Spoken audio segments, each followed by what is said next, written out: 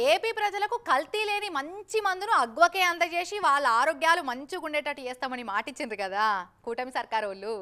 అయితే సర్కారోళ్ళు తీసుకున్న ఆ సంకల్పానికి తూట్లు పడుస్తున్నారట కొందరు కేటుగాళ్ళు. చెట్టు పేరు చెప్పి కాయలు అమ్ముకున్నట్టు కాస్ట్లీ బ్రాండీ బాటిళ్ళల్లో కల్తీ మందు పోసి అమ్ముతున్నారట. ఇక భీమవరం పోలీసోళ్ళు బయట పెట్టి బట్టెవాజుగాళ్ళ బాగోతాన్ని.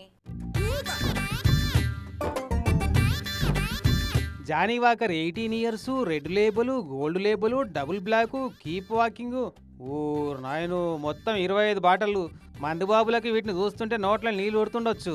మొత్తం కాస్ట్లీ స్కాచ్ విస్కీ బాటిల్లేనాయి. కానీ మేడి పండు చూడ మేలిమై ఉండును, పొట్ట వీపి చూడ పొరుగులుండు అన్నట్టు లోపటంతా చీప్ లిక్కర్ మందు నింపి మందికి అగ్వరేట్కి అంటగడుతున్నారట. ఇగో ఈ భీమవరం ఆబ్కారీ పోలీసులకు పట్టుబట్ట ఈ ముగ్గురు మోతేవర్లు పక్క రాష్ట్రాలకి వెళ్ళి కార్ల పట్టుకొచ్చి అమ్ముతున్నారట అన్న ముచ్చట ఇరకై దొరకబట్టిరట ఎక్సైజ్ అధికారులు. కాస్ట్లీ లిక్కర్ అంటే Johnnie Walker, blue label, red label, black label, ఈ రేంజ్ పెద్ద పెద్ద రేంజ్ అన్ని దొరకడం జరిగింది.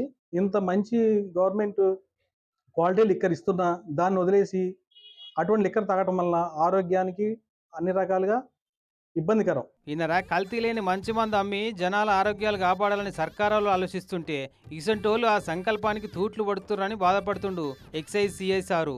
పక్క దుక్కినపోడు పండుగ ఆఫర్లు పెట్టి గిరాకీని గుంజుకున్నట్టు పక్క రాష్ట్రాల మందును అంటగట్టి వైన్స్ల గిరాకీని నన్నుకోపోదామని చూస్తున్నారట.